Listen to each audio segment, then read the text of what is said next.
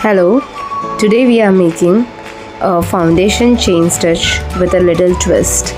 Over here we are making a single crochet along with the foundation chain.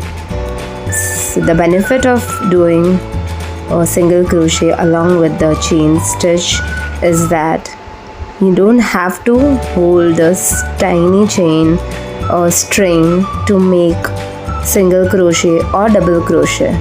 So along with making chain stitch, we will be making single crochets as well. And then this chain stitch with single crochet can be used for any project like making flower or making a square or making like rectangular piece for purse or anything. So watch this video till the end to understand how this foundation chain with single crochet is made.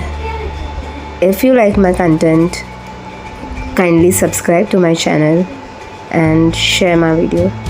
Thank you.